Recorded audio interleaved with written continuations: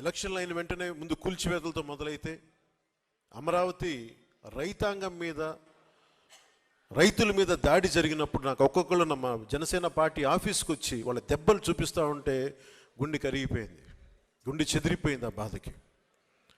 ఆడపడుచుల మీద ఎన్ని రకాలుగా అగాయిత్యాలు చేసి పోలీసులు హై హ్యాండెడ్ బిహేవియర్ చాలా చాలా బాధ కలిగించింది.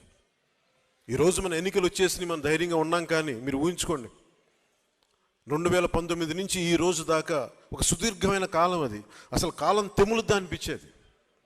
వీరి దాష్టీకానికి అసలు మనం తట్టుకోగలమా అనిపించేది. ఇలాంటి ప్రతి చోట ప్రతి ఒక్కరూ అనుభవించిన బాధని ఈయన ఇన్ని 700 పేజీలు పైచిలుకున్న ఈ పుస్తకంలో ప్రతి సంఘటనని చాలా అందంగా దీన్ని తీసుకొచ్చారు, ఉదహరించారు. ఈ పుస్తకం భారతదేశానికే, ముఖ్యంగా ప్రతి పాలకులకు కూడా ఒక హెచ్చరిక లాంటిది. భవిష్యత్తులో మనం ఎలా ఉండకూడదని చెప్పడమే ఈ పుస్తకం తెలియజేస్తూ ఉంది. ఒక నిజమైన జర్నలిస్ట్, ప్రజాక్షేమాన్ని, ప్రజాస్వామ్యాన్ని ఆకాంక్షించే జర్నలిస్ట్ రాస్తే అది ఎంత బలంగా ఉంటుందో ఈ పుస్తకం చాలా అద్భుతంగా తెలియజేస్తుంది.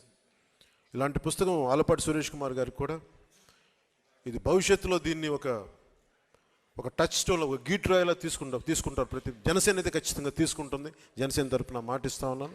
ప్రజలకు ఎలాంటి ఇబ్బంది కలగకుండా ప్రజాక్షేమాన్ని కాంక్షించే ఒక వ్యవస్థలో భాగస్వామ్యం తీసుకొని ప్రజాస్వామ్యాన్ని బలోపేతం చేస్తామని మనస్ఫూర్తిగా మీ అందరికీ తెలియజేసుకుంటూ, నాకు ఇలాంటి అవకాశాన్ని ఇచ్చిన ఆలపాటి సురేష్ కుమార్ గారికి, అలాగే సభాధ్యక్షులు శ్రీ పివి రామారావు గారికి, ఆర్వి రామారావు గారికి